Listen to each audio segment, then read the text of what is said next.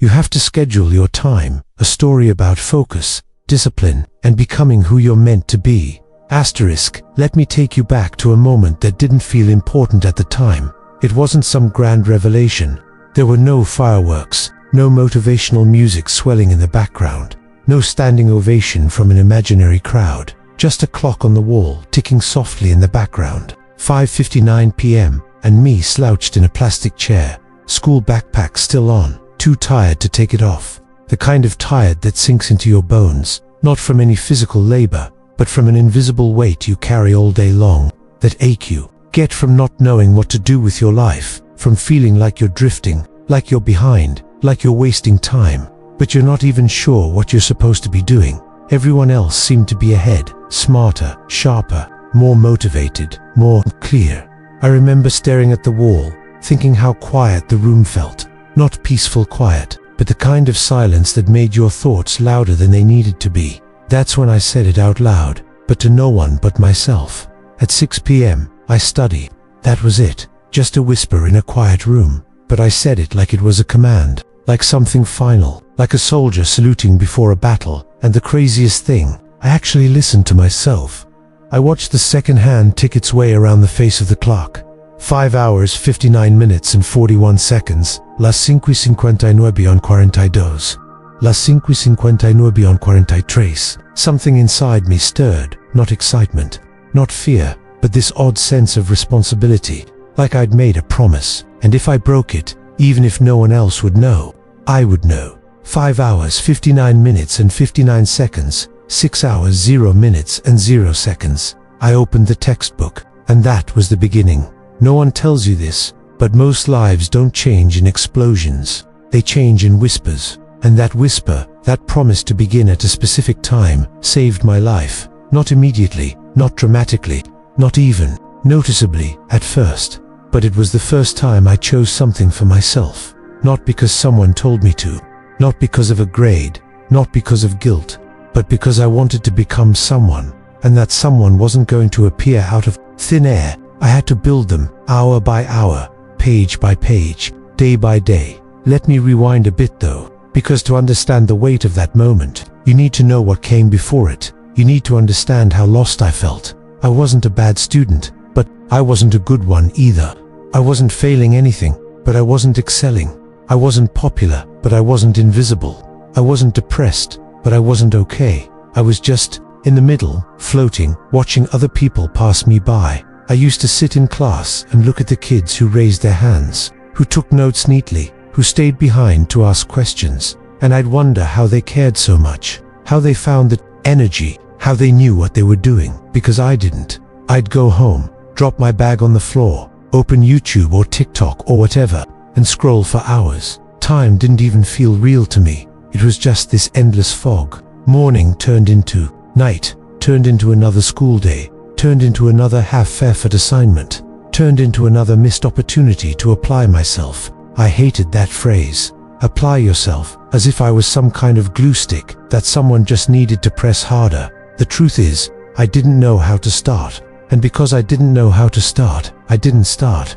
And because I didn't start, I began to think maybe I couldn't start, that maybe something was broken inside me. I looked at people who woke up early, worked out, studied, balanced jobs and passions and friends, and I thought, that must be nice, to be built like that.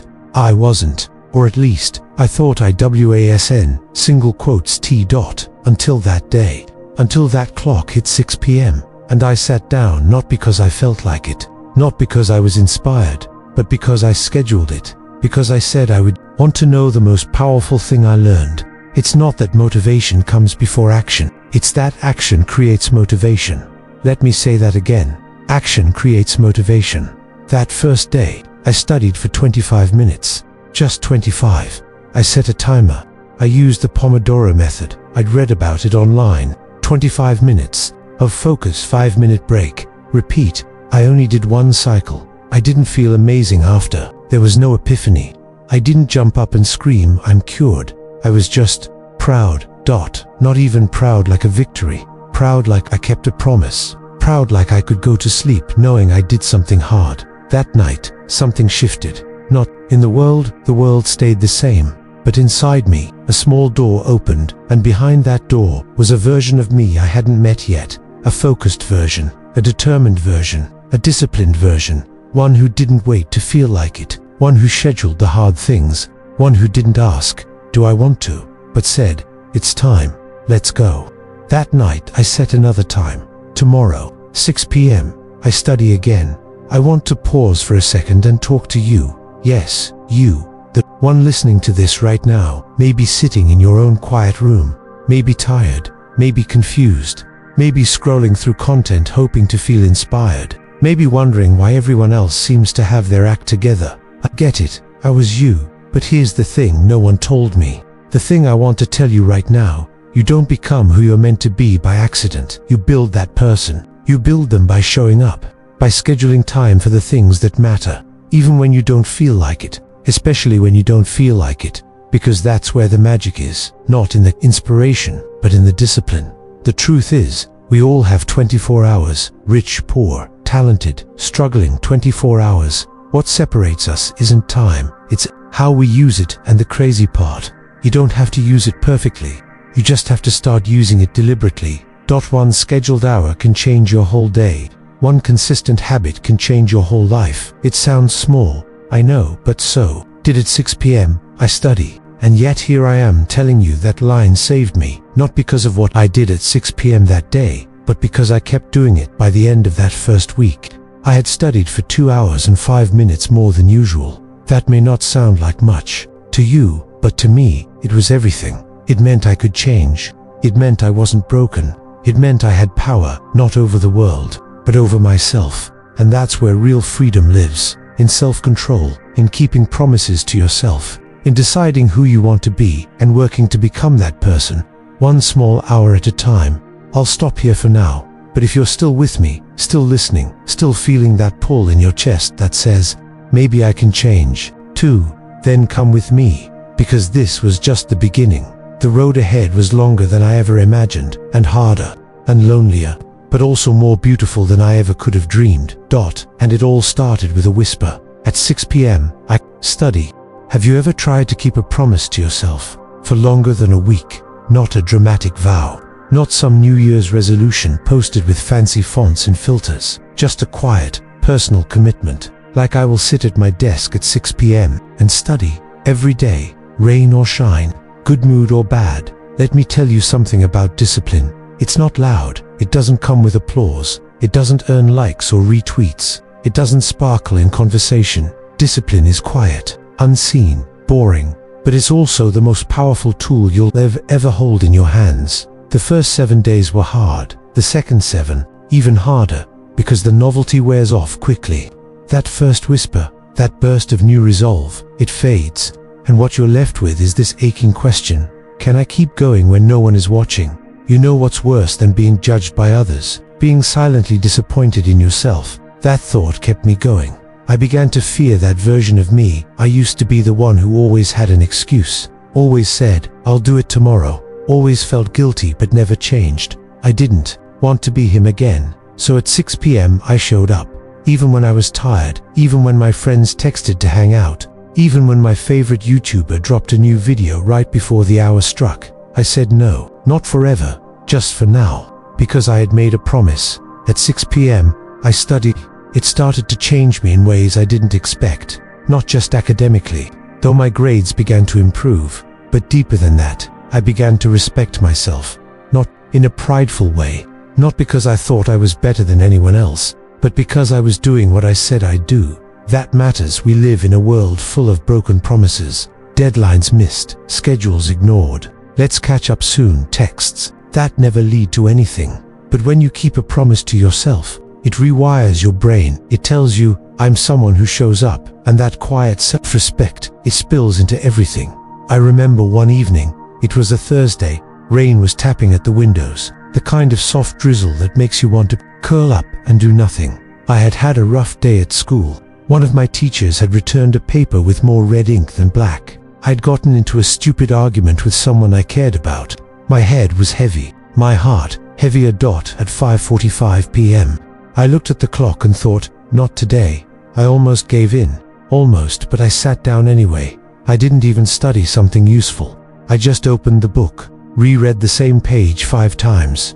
But I was there, and when the timer buzzed 25 minutes later, I smiled, because I had won the war, not against the world, against myself. That's what discipline is, a series of small, invisible victories. No one sees them, but they build something stronger than muscle, character. Here's the secret I learned. Discipline isn't about becoming a robot. It's not about perfection. It's not about grinding yourself into the ground and wearing productivity like a badge of honor. Discipline is love in disguise. It's what you give to yourself when you believe that your future deserves better. People think freedom is doing whatever you want, whenever you want. But that kind of freedom is a trap. It leaves you empty, drifting, dependent on your mood, your energy, your impulses. Real freedom, it's when you can trust yourself, when you can say, I'll be there, and actually mean it, even if there is just a chair in your bedroom. At 6 p.m., I didn't tell many people what I was doing, not because I was hiding it, but because it didn't feel like something you brag about. It was private, sacred almost, like I had a meeting with my future every day at 6 p.m., and I refused to miss it. My friends noticed something. Though you've been quiet lately, you're not online as much. Are you okay? I told them I was fine, and I was, but in a way I hadn't been before. I wasn't drowning in distraction anymore. I was digging, building, one brick at a time. And you know the funny thing, when you focus on something deeply, even just 1 hour a day, you start to see everything differently. School didn't seem as overwhelming. I used to look at homework and feel paralyzed. Now I looked at it and thought, I've got a system, life. It's so much easier when you trust your schedule more than your mood. I stopped asking, do I feel like doing this? And started saying, it's 6 p.m. That means I do it. It sounds robotic, but it gave me peace, because I no longer had to wrestle with the decision every day. The decision was made in advance, and that single shift, it changed my mental health. It freed up my energy. It gave me space to breathe. There was one moment that really cemented it for me. A classmate, someone who used to tease me, call me lazy behind my back, came up to me after class. He looked me in the eye and said, "You've changed." I blinked. "What do you mean?" "You actually seem confident, focused, like you know what you're doing." I didn't know what to say, because part of me still didn't believe it, but he was right. I had changed, not because I found some secret, but because I did the boring thing, the quiet thing, the disciplined thing day after day. Now listen, I'm not here to sell you a magic solution. I'm not saying if you sit at your desk at 6 p.m. every night, your life will magically transform. What I'm saying is this: if you keep your promises to yourself, if you show up when it's hard, if you let discipline carry you when motivation dies, then slowly, quietly, steadily, you will become someone you're proud of. And that feeling, that's priceless. So here's what I want you to do tonight. Find a time, pick something that matters, studying, writing, planning, reading, anything that builds you, and schedule it. Then show up, even if it's just for 20 minutes, even if your mind wanders, even if no one claps. Because when you do, you send a message to your future: I'm coming for you, 1 hour at a time. Let me be honest with you, not every day was triumphant. Not every evening ended with me smiling at the clock, basking in the quiet victory of another study session completed. That would be a lie, and you deserve the truth. Because somewhere, around the 3rd week, I almost gave up. It started subtly. The usual whisper at 6 p.m. was drowned out that day by the volume of everything else. School was piling up. My sleep schedule had slipped. My phone kept buzzing, text after text from friends who, for once, all seemed free at the same time. Come play. Group call. We're watching something together. I looked at the screen. Then at the clock, 5:53 p.m., I felt the tug, the desire to just take one day off. Just one. I've earned it, I told myself. I've been so consistent. What's one evening? The voice in my head was smooth. It always is when it's trying to justify a shortcut. And then the fatigue crept in. Not just physical, but mental. The weight of trying so hard for so many days without immediate reward. I hadn't turned into a genius overnight. I hadn't discovered some world-changing talent. I still felt unsure about the future. So I sat there, backpack unopened, textbooks on the desk, untouched, fingers hovering over the keyboard, ready to type. Yeah, I'm in. Send the link. but I didn't single quotes to. Instead, I closed my eyes, and I asked myself something I hadn't asked before. Who do I want to become tonight? Not who do I want to be someday. Not what's my big dream. Just, tonight, who wins? The version of me who chose ease, or the version who chose effort? Let me tell you what helped me that night. It wasn't willpower. It wasn't some deep surge of inspiration or dramatic music playing in my mind. It was this memory, this simple picture of me on the first day, sitting in silence, whispering. At 6 p.m., I study. I remembered that version of me. How scared he was, how unsure, but how brave he had been in that moment. I couldn't betray him. I couldn't let that first whisper become a lie. So at 6 p.m., I opened the book, and I began again. I wish I could tell you that after that moment, everything became easy. But no. The truth is, consistency always invites resistance. The more I scheduled my time, the more life tried to interrupt it. There were family dinners that started late, sudden errands, unpredictable emotions, exams that overwhelmed, days when I felt like I was moving backwards. And honestly, I did miss a few days. Yeah, I slipped. There were 2 evenings back to back where I simply didn't show up, and let me tell you, that crushed me. Not because anyone yelled, not because there was a punishment, but because I had broken something sacred, trust in myself. That was a harder pill to swallow than any external failure. But here's the real turning point. After those 2 days, I didn't throw away the habit. I didn't say, well, I've ruined the streak, might as well give up. No, I did something even more radical. I forgave myself. I said, okay, you missed 2 days, but you're still in this. You're not starting over. You're picking up where you left off. And that right there, that's what separates people who try from people who become. The ability to return. Not perfectly, not without guilt, but with commitment. There's this quote I came across during that time. Fall 7 times, stand up 8. It stuck with me, because life is not about avoiding every fall, it's about how you respond afterward. I used to think that discipline meant never failing. Now I know it means refusing to let failure define you. Every single person you admire has failed. What makes them different is they came back, stronger, wiser, softer. That's what I wanted for myself. Not perfection, but resilience. So I adjusted. I built in buffer days. I gave myself permission to rest, but scheduled the rest. I told myself, if I need a break, I take it deliberately, not impulsively. That was a game changer. You see, undisciplined rest becomes procrastination, but planned rest becomes recovery, and I needed recovery. We all do. The discipline I practiced wasn't just about doing the work, it was about learning to listen to myself with compassion, because you can't schedule your time if you're always running on empty. Around that time, something strange happened. I started waking up differently, not earlier. I wasn't a morning person yet, but with a sense of purpose.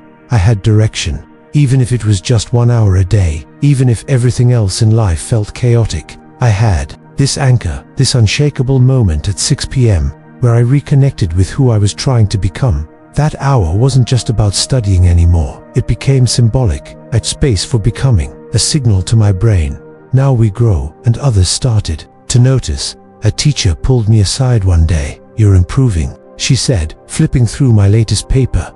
It's not just your writing, it's your focus. You seem more grounded. What changed? I didn't know how to explain it without sounding weird, so I just said, I started showing up. She smiled, like she understood, because maybe she did. Maybe every adult who ever tried to guide me had been waiting for this version of me to appear. Not the smartest, not the most talented, just the most consistent. I want to tell you one more thing before this chapter closes. There will be a day, if it hasn't come already, when you'll want to quit, when everything feels heavy, when you feel like nothing's working, when you wonder, what's the point of all this effort? That day is the most important day of your journey, because how you respond when things feel meaningless, that's when you decide what kind of life you're really building. Not a life built on mood, or convenience, or comfort, but a life built on character. So if you're there, if you're in the thick of it, if quitting feels easier than continuing, I want you to hear me. You're not failing, you're becoming. And becoming is messy, hard, lonely, sometimes, but it's also the most beautiful thing you'll ever do. And all it takes to stay on the path is one small decision. Tonight, I continue. They don't talk about this part often. The quiet war, not with the world, not even with people who doubt you, but the war inside, the one you fight with yourself. Every day, every hour, every time you look at a clock and ask, will I do it again today? Discipline isn't just a habit, it's a battle, and the battlefield is your own mind. At some point, maybe week 5 or 6, I thought things would start getting easier. I thought I'd cross some invisible threshold where showing up at 6 o'clock p.m. would become automatic, effortless, a breeze. But no, if anything, the resistance changed shape. It stopped shouting, it started whispering. Things like, you're tired, just skip today, 1 hour won't make a difference. You've already improved, you don't need to push anymore. It wasn't loud enough to scare me, it was just convincing enough to tempt me. That's how procrastination works. It doesn't say, let's fail, it says, let's rest, let's breathe, just for a moment. But it's never just a moment, because the truth is, the moment you let one thing slide, something else follows, and soon, the version of yourself you worked so hard to build begins to fade, not from one big mistake, but from 100 tiny decisions you talked yourself into. That week, my war wasn't with homework, it wasn't with distractions, it was with the voice in my head telling me to take it easy. And let me tell you something, the most dangerous enemy is the one who sounds like your friend. So I decided to name the voice. I needed to separate it from myself, or I'd confuse its lies for truth. I called it Shadow Me. Shadow Me was clever. He knew my fears. He knew what I wanted to hear. He knew that I hated failure, and he used it against me on the days I didn't finish what I planned. He whispered, see, you're not cut out for this. Why try so hard? And on the days I did finish strong, he'd say, that was great. Take tomorrow off. You deserve it. Shadow Me wasn't evil. He was just afraid. Afraid of effort, afraid of discomfort, afraid of growth, because growth means leaving behind the old you, and he was the old me. He didn't want to be left behind, but I couldn't take him with me, so every day at 6 p.m., I had to sit down and prove to Shadow Me that I was in charge. Now let me share a real moment. One night, I had just started my session. 10 minutes in, my phone lit up with a notification. You've been invited to a call. They're waiting on you. It was a game night with friends, something I hadn't done in weeks. I stared at the screen. My hand hovered over the mouse. Click, and I'd be gone. Gone from this desk. Gone from this routine. Gone back into comfort. Shadow Me was practically cheering. But then, something inside me spoke louder. Not in a yell, but in a whisper. Calm and sure. You can have fun later. But now, you're building something. That sentence, you're building something, it anchored me. I turned the phone over, paused for 5 seconds, took a breath, and kept going. That night, I studied harder than usual, not because the material was interesting, but because the victory over myself gave me energy. That's the thing about discipline. Every battle you win gives you strength for the next one. By the end of that week, something shifted again. I started to enjoy the routine, not like fireworks joy, but like a deep, quiet satisfaction, like walking into your room and knowing it's clean, like brushing your teeth and feeling the mint wake you up, like making your bed and seeing order in a chaotic world. That's what 6 p.m. became order, and the more chaos I felt around me, the more sacred that order became. But then, something unexpected happened. People started to notice. Not just my teachers. Not just my grades, but the people closest to me. My sister walked past my room one evening and said, you really do this every day? I nodded. Wow, she said. I wish I could do that. And I saw something in her eyes, not envy, but hope. Hope that maybe it was possible for her too. And in that moment, I realized your discipline isn't just for you. It creates ripples in your family, your friends, even strangers. Because when people see someone choosing the harder path consistently, quietly, without needing attention, it moves something in them. It challenges their assumptions about what's possible. And that's when I understood. Discipline isn't selfish, it's generous. Because the better you become, the more permission you give others to become better too. But let me not paint this perfectly. There were still rough days. Days when I cried quietly, overwhelmed by pressure. Days when I stared at a page and felt like nothing was sticking. Days when I wanted to scream, why am I even doing this? Those days were the worst, because they were full of silence. And in that silence, Shadow Me got louder again. But then something beautiful happened. I started writing things down, not essays, not to-do lists, but short reminders, sticky notes, little anchors on the edge of my desk. I taped one that said, "You've done harder things than this," and another, "The hour you hate today becomes the strength you thank tomorrow." They were simple but powerful, because sometimes, when the war is in your head, the best weapon is a word. I want to leave you with something here, something you can carry into your own battles. You don't have to win every war in a day. You just have to win the next hour. You just have to sit down when it's time. Do the thing, even if it's messy, even if it's small, because every act of discipline is a vote for the person you want to become. And the more votes you cast, the louder that voice becomes, the voice that says, "Keep going, you've got this, this is who we are now." And that voice, it will save you. If I told you that by month 2 everything was under control, that the discipline had become second nature, that I no longer wrestled with doubt or temptation, I'd be lying to you. The truth, I was getting better, but the mountain I had to climb was only just coming into view. And worse than the mountain was the mirror, because as I became more consistent, as I built the habit and showed up at 6 p.m. almost every day, I started to see something I hadn't seen before, who I really was. And it wasn't all pretty. Let me explain. When you first build a routine, your focus is external. You're thinking about the hour, the task, the timing, the system. You're trying to beat distraction, avoid excuses, manage your energy. But once those start to stabilize, once the rhythm of routine sets in, something deeper happens. You begin to confront yourself, your fears, your insecurities, your stories, the ones you tell yourself when no one else is listening. The voice that says, "You'll never be good enough, you're too far behind, you're just pretending, people like you don't become successful." Not really. That voice got louder, not quieter, the more consistent I became, because now I was moving forward, and forward motion always brings resistance. You see, success, real growth, doesn't just demand your time, it demands your honesty. It asks you to take off the mask, to stop blaming the world, to stop hiding behind your phone, to stop numbing your pain with entertainment. It forces you to look in the mirror and say, "This is where I'm starting. This is what I'm carrying. This is who I've been, and this is who I refuse to stay." And that's terrifying, because change is painful even when it's good. It means letting go of old patterns, old friends, sometimes old comforts, old versions of yourself. I remember one night, maybe 6 or 7 weeks into my 6 p.m. routine, when I finished my study session and just sat there, silent, still. No music, no scrolling. Just me. I looked around my room and felt like I didn't recognize it, not because it had changed, but because I had. The way I looked at my own space, my own life, it was different. I wasn't trying to escape anymore. I was trying to build. That was the night I took a piece of paper and wrote 3 questions. Who am I pretending to be? What am I afraid people will find out about me? What do I actually want? Not just what looks good. I didn't expect to cry, but I did, because the answers were raw.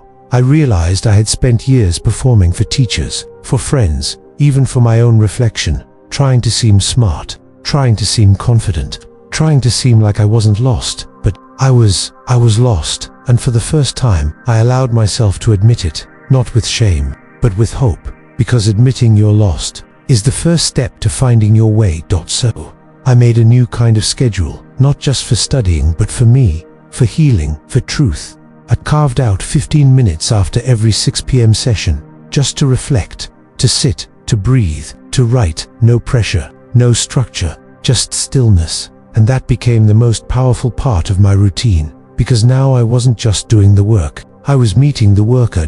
Me. One night, during one of those reflections, I wrote, "I am not where I want to be, but I am not where I was, and that's enough for today." I stuck it on my wall, right above my desk, and every time Shatter Me whispered, "This is pointless," I'd look at that paper and remember, progress isn't always visible, but it's always happening when you show up.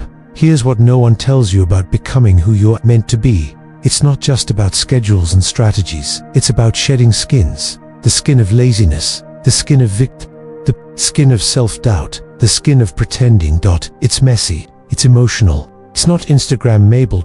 But it's real, and it's worth it, because what waits on the other side is you, the real you, the the one who's been buried under all the noise and fear and performance, the one who knows what they're capable of deep down, if they just get the chance to rise.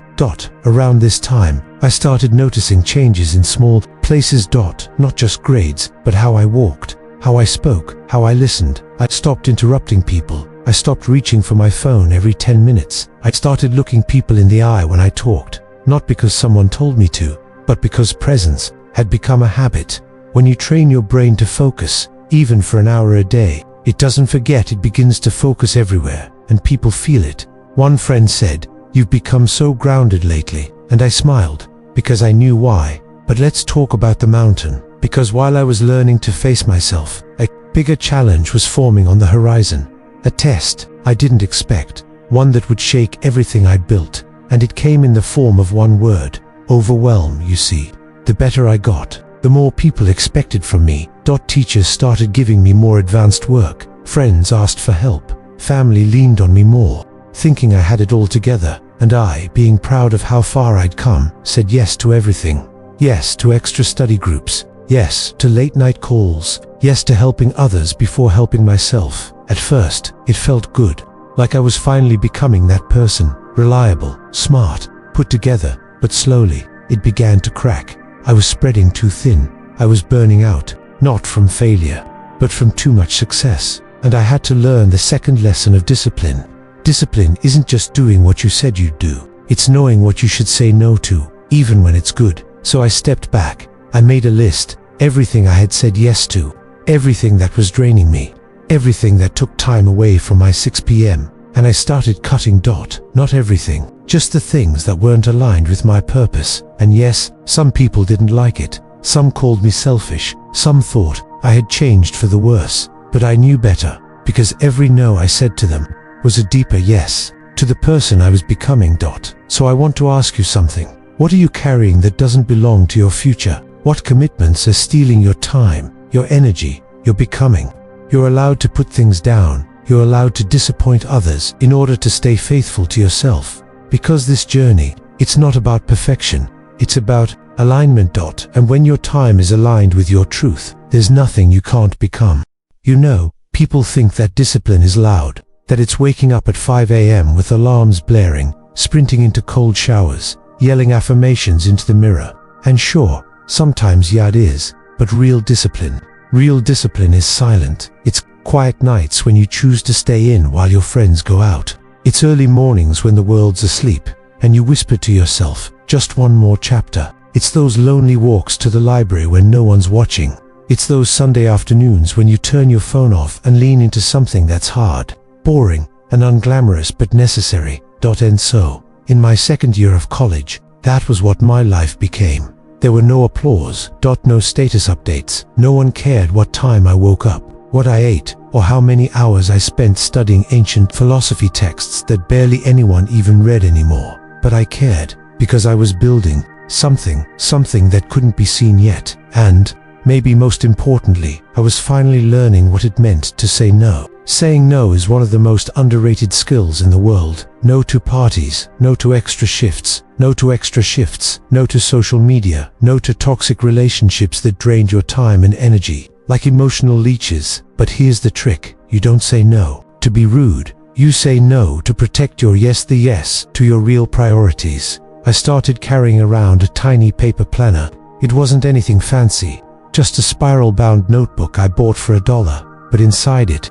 my whole world, every day was laid out with intention, from 6 a.m. to 10 p.m. blocks of time, mapped with care. And yeah, sometimes life would throw a wrench in it. Sometimes the plan would break. But you know what they say, plans are worthless, but planning is everything. Because once you schedule your time, you learn to respect it. And more importantly, you learn to respect yourself. There was this day, I remember it so clearly. It was raining, like one of those steady gray rains that made the whole world feel heavy. I had a paper due at midnight, a group project that wasn't going well, and I hadn't slept properly in 2 days. I was done. I walked out of the library, stood in the middle of the campus courtyard, and just let the rain fall. No umbrella, no hoodie. Just me and the storm. And something inside me said, you can stop, just go home, no one will care. But then I thought back to that day 5:59 p.m. and I whispered again, at 6 p.m., I study. It became a kind of prayer, a ritual, a quiet promise to myself. So I walked back into that building, dripping wet, sat down at the desk and wrote for 6 hours straight. Was it my best work? Probably not, but it was mine, earned through fatigue, through doubt, through the chaos of life. That semester, I didn't get straight A's, I didn't get a scholarship, I didn't win any awards, but I gained something more important, self-trust. You see, every time you follow through on your plan, you cast a vote for the person you want to become. And after enough votes, your identity changes. You don't just want to be disciplined, you are disciplined. You don't just admire focus, you live it. It becomes part of your DNA. Not loud, not flashy, but steady and real. One night, I was walking back to my dorm around 2 a.m. after a long shift at the coffee shop, and I passed by the same bench I used to sit on during my freshman year, the one where I cried that night, wondering if I'd ever make it. And I just sat down, staring at the same tree I'd stared at back then. It looked the same, but I didn't. I was different, because discipline had quietly, piece by piece, rebuilt me, and no one had noticed. No celebration, no viral post, just me, sitting in the dark. Knowing I was becoming who I was meant to be. Let me tell you something. Most people underestimate what discipline really is. They think it's punishment, they think it's rigidity, but it's not. Discipline is love. It's love for your future self. It's love for your dreams. It's love that says, you matter enough to try, even when you're tired, even when it's raining, even when no one sees you doing it. That's when it matters most. There's a Japanese proverb I used to write in the back of my planner: fall 7 times, stand up 8. Simple, right? But damn, does it hit different at 3 a.m. when your eyes are heavy, your body hurts, and you still have 20 pages to go. Because in that moment, you're not chasing perfection, you're chasing growth. And growth doesn't always feel good, but it always matters. Years later, someone asked me, what's the most important thing you learned in your 20s? I didn't even have to think about it. I just smiled and said, how to keep a promise to myself. Let me take you to a season in my life where things got quieterly quiet, intentionally quiet. No, I didn't disappear. I just shut off the world, muted the noise, logged out, stepped inwards. This wasn't the kind of season you post about. It didn't come with a catchy status update. There were no airplane selfies or latte art pictures. No one really knew what was happening because I wasn't talking much. But inside, it was a storm turning into stillness, a war calming into focus. This was my deep work season. It all started when I realized something simple, but terrifying. I was getting good at being busy, but not effective. I could reply to emails, I could show up to meetings, I could say yes to 10 different things and juggle them, but none of it felt real. None of it was mine, and that scared me, because deep down, we all know when we're hiding, we know when we're doing just enough to avoid the guilt. We know when we're living other people's dreams, running other people's errands, and I had been doing that, diligently, religiously, until one Sunday morning, I looked at my calendar and thought, what if I said no to everything but the work that matters most, just for a while, just for a season, not forever, just long enough to find out who I could be if I stopped performing and started building. So I cancelled everything non-essential, every hangout, every unnecessary commitment. I told my friends, I love you, I'll be back, but right now, I have to go underground. And for the first time in my life, I created a deep work schedule that meant no phone in the mornings, no social media until after 5 p.m., for uninterrupted hours every day dedicated to my most important work, a clear shutdown routine every night at 8 p.m., weekly reviews, daily check-ins, no distractions. I treated my focus like a sacred ritual, and I treated my time like it was gold, because you know what? It is. And when you finally realize that your time is limited, and that no one else will protect it for you, you start showing up different. The first week was awful. My fingers would twitch toward my phone. My brain kept craving that dopamine hit of notifications. I would open a document to write and then suddenly feel like organizing my desk, cleaning my room, making coffee, doing laundry, anything but facing the work. Because the work, the real work, it's hard, it's vulnerable, it's you facing yourself. But I didn't stop. I told myself, Sit through the silence. Because clarity isn't loud. It doesn't come in a rush. It arrives like a slow breeze after you've waited long enough without chasing something else. And slowly, I got better. Not at doing more, but at doing less. Better. By the second week, something shifted. I stopped feeling so frantic. I didn't need music to write. I didn't need coffee to wake up. I didn't even need to check my phone first thing in the morning anymore. I woke up with one question in mind. What's the one thing that would make today meaningful? And I did that one thing every single day. Not a dozen things. Just one. With all my energy, all my heart, and all my time protected. And that one thing started to grow. Pages turned into chapters. Ideas turned into outlines. Outlines became drafts. Drafts became something real, something I was proud of. And here's the wildest part. I had more free time. Even though I was working deeper, I wasn't working longer. Because when you stop wasting time, you don't need to steal it back. You just use it fully, deliberately. But the best part of that season wasn't what I built. It was who I became while building it. I became someone who respected his own time. Someone who could say no without guilt. Someone who could sit with discomfort and not run. And slowly, the fear started to fade. Fear of missing out. Fear of failure. Fear of being behind in life. Because I wasn't behind. I was exactly where I needed to be, quietly, steadily becoming who I was meant to be. And it started with silence. One afternoon, a friend texted me, "Hey, where have you been? Haven't seen you online in a while." And I smiled. Not because I had disappeared, but because I had arrived. Arrived in my own life. Arrived in my craft. Arrived in the moment. And that moment was mine. Eventually, of course, I came back. 2 texts, 2 hangouts, to the regular rhythm of things. But I was never the same. Because once you've tasted the depth of focused time, once you've felt your soul come alive from doing the work that matters, once you've scheduled your hours with intention instead of obligation, you can never unknow what that feels like, and you'll crave it forever. So if you're listening to this, wondering what's next, if you feel scattered, exhausted, unsure, let me say this gently. Maybe it's time for your deep work season. Maybe it's time to go quiet, to unplug, to say no, to sit in the stillness long enough to find your voice again.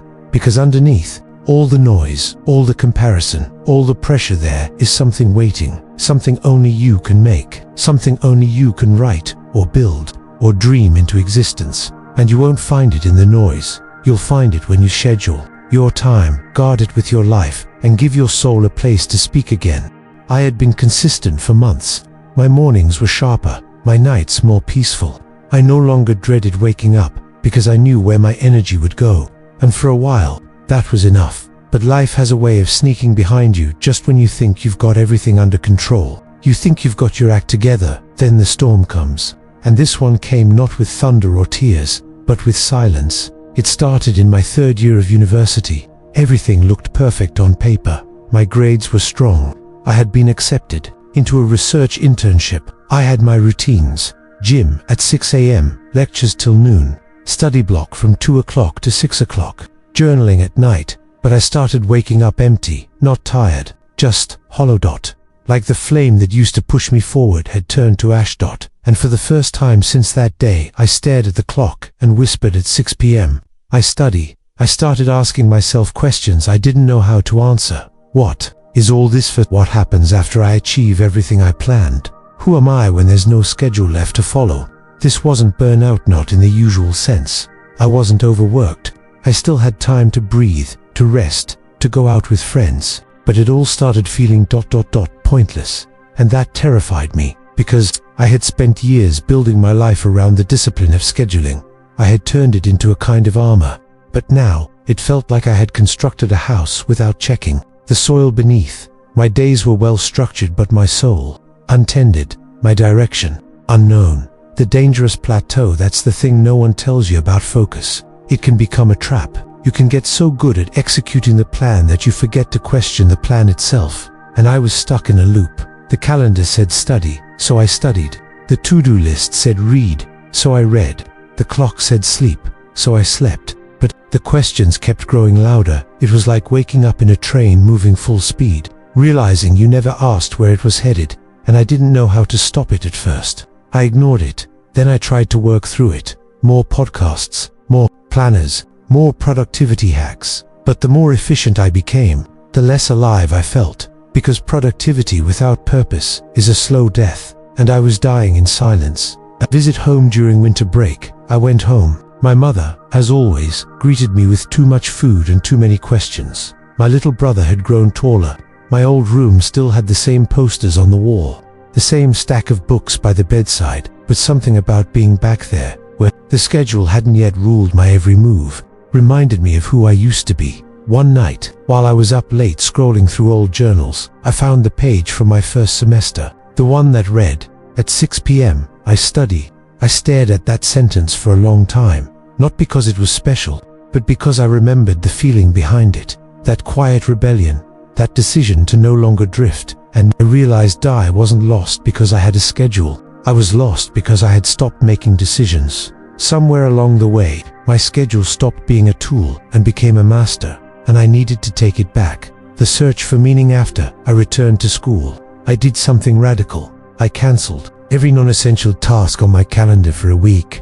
It felt like jumping off a cliff. No Pomodoro timer, no color-coded blocks, no flashcards or spreadsheets. Just space. And in that space, I sat with my questions. What do I really want? Why did I start this journey in the first place? And most terrifying of all, what would I do if no one was watching? If no one graded me, applauded me, followed me? The answers didn't come quickly, but little things surfaced. I remembered how, as a child, I used to write stories at night, making up worlds just to escape into them.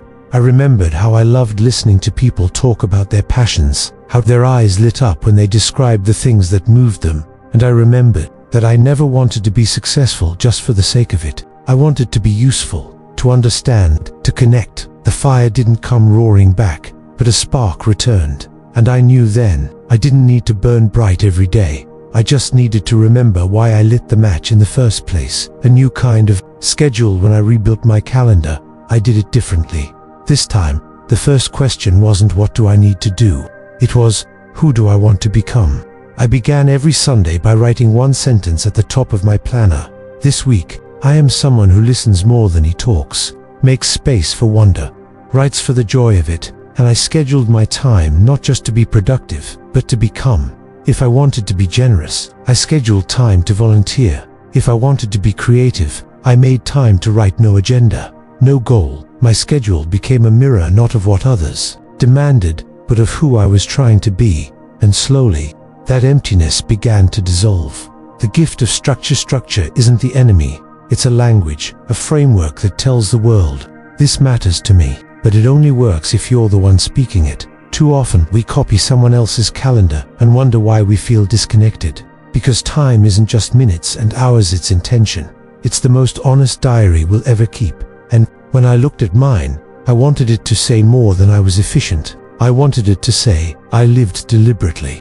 The quiet revolution, it didn't happen overnight. But over the next few months, I noticed something. I wasn't afraid of silence anymore. I wasn't scared to ask hard questions, and I no longer used my calendar to hide from myself. Instead, I used it to meet myself again and again. Every hour block was a handshake. Every scheduled walk was a breath. Every evening reflection was a promise. I haven't forgotten what this is for. The whisper returns. One evening, I sat alone in my room again, much like the night this story began. The clock said 5:59 p.m., and without hesitation, I whispered, at 6 p.m., I write. No one heard me. There were no fireworks, no claps or motivational music. Just a quiet voice, a simple decision. But I knew what it meant, and I smiled, because sometimes the most powerful way to reclaim your life is to reclaim your next hour.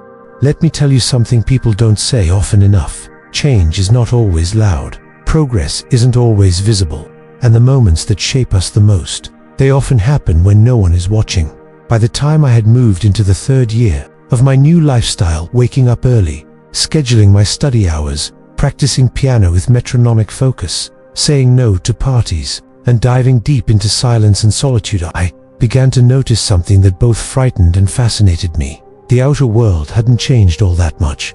People still scrolled their phones mindlessly. The same songs still played on the radio. My classmates still stressed over exams at the last minute. but I had become someone else entirely. And the funny thing is, I didn't notice that transformation when it happened. I only noticed it in the quiet seasons, the in-between times, the winter of the soul. Let me explain. There was a time in early February, cold air, damp mornings. My planner was full, but my heart felt strangely empty. Not sad, exactly, just ... Still, I remember walking through the library one grey Thursday afternoon. I had finished all my assignments. I had a few hours before my next class, and I had nothing urgent to do, no goals to chase, no deadlines breathing down my neck. And yet, as I wandered between the rows of bookshelves, I felt something deep in my chest. Not anxiety, not boredom. It was ... peace. A subtle, quiet peace that didn't demand anything. A kind of stillness that only comes after a storm has long passed. It was in that moment that I realized I wasn't chasing time anymore. I was living with it. That might not sound profound, but to someone who once used to live minute to minute, distracted by everything, driven by nothing, it felt like discovering a new continent. This was a season of life where the harvest hadn't yet come, but the soil had finally been made ready. I wasn't seeing dramatic results, no trophies, no applause, no sudden success, but I could feel it inside me, a new kind of strength, rooted, quiet, steady, and I absolutely knew this was a part of the process that most people give up on, because there's a strange kind of pain that comes with the quiet seasons, the kind of pain where you're doing everything right ... and nothing seems to be happening. That's when people quit. That's when people say, it's not working. That must mean I'm not good enough. I guess this just isn't for me. But that's not true. The truth is, you're growing. You just can't see it yet. It's like winter. The trees look dead. The ground looks barren. But underground, the roots are reaching deeper. The tree is preparing to bloom in spring. If it gave up in February, there'd never be blossoms in April. During that quiet season, I started reflecting more than usual. I remembered the boy who once sat staring at the clock at 5:59 p.m., unsure if he could even change his habits, let alone his life. I remembered the late nights crying from the overwhelm of trying to be better. I remembered the cold mornings when discipline felt like a cruel friend and motivation had long since vanished. And now, here I was, walking through a library, holding nothing but time in my hands, and realizing I had become someone I once never believed I could be. No one else noticed, but I did, because I had earned that stillness. One night that month, I stayed up reading a book by myself. It was a biography of a monk who lived in complete solitude for 12 years. No visitors, no letters, just silence. When asked why he did it, he simply said, "To hear myself again." That hit me so hard I had to close the book and stare at the wall for a while, because I knew exactly what he meant. In the chaos of life, in the noise of social media and peer pressure and expectations and insecurity, we forget the sound of our own soul. But when you schedule your time intentionally ... when you reclaim your minutes from the world, you start to hear it again. That voice, the quiet one, the one that says, "You were meant for more. You're doing okay, just keep going." And that voice doesn't shout, it whispers, it waits. It lives in the quiet seasons. The irony is, people often assume scheduling is cold, rigid, robotic, lifeless. But what I had found was the opposite. The more I structured my time, the more freedom I felt inside. The more I said no to things that didn't align with my path, the more space I had to say yes to what truly mattered. I had time for reflection. I had energy for deep conversations. I had clarity, and with that clarity came an awareness. I wasn't just building habits anymore. I was building a life, one decision at a time, one scheduled hour at a time, one quiet evening at a time. Not every day was perfect, of course. There were days I felt flat, days I doubted myself, days when nothing seemed to move forward. But even those days felt different now, because I had context. I had rhythm. I understood that just as the earth has seasons, so do we. Spring for planting, summer for growth, fall for harvesting, winter for waiting. And in that waiting, I found wisdom. That there was a moment, maybe the most unexpected of all, when I realized something that made me tear up for reasons I still can't fully explain. It happened during a walk at dusk. The air was sharp. The sun was bleeding orange behind the rooftops, and I was listening to a soft piano piece in my headphones, and I thought, I like who I'm becoming. That was it. No explosion, no great external success, just that thought, clear, honest, whole. I like who I'm becoming.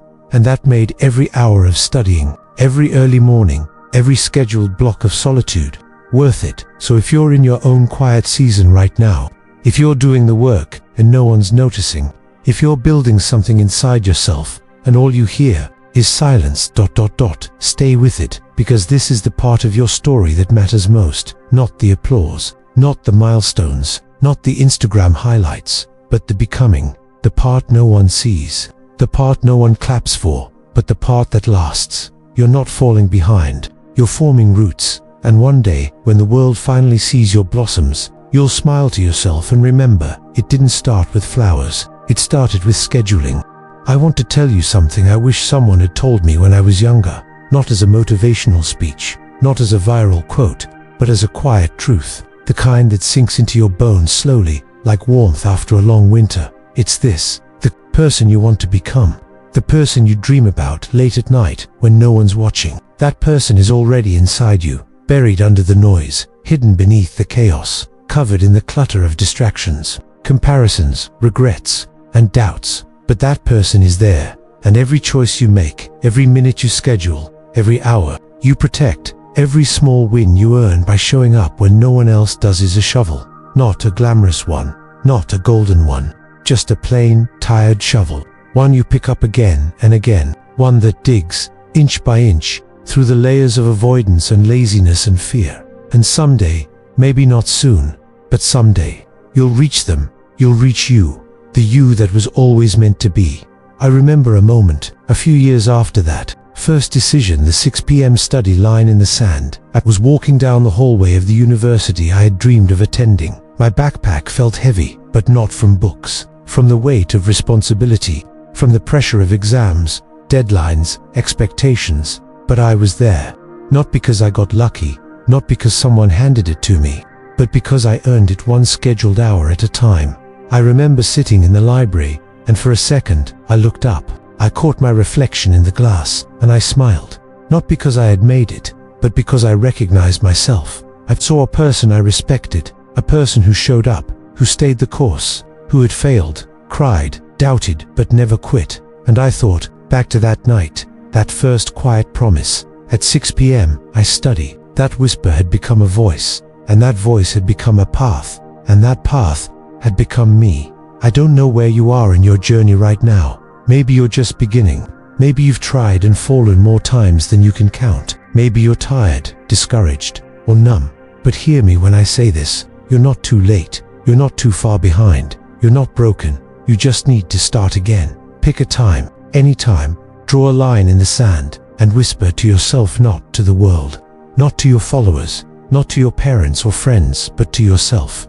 At 6 p.m., I start, and then honor it. Not perfectly, not every time, but often enough that your future self will look back and say, that's where it changed. That's where I began. I wish I could tell you that. Discipline gets easier. It doesn't. The work will still be hard. The world will still be noisy. You'll still have days where you want to crawl back into comfort. But the difference is this: you'll know who you are. You'll know what you're about. You'll know how to return, how to come home to the person you're building. One habit, 1 hour, one decision at a time, and that makes all the difference. If you've listened this far, thank you. This story wasn't about greatness. It wasn't about brilliance. It wasn't about talent or genius. It was about showing up, about turning down the volume of excuses, about learning how to schedule your time so your time doesn't steal you. Because at the end of it all, when the noise fades and the applause dies and the world goes quiet, you'll want to look at your reflection and see someone you respect, someone who tried, someone who grew, someone who became.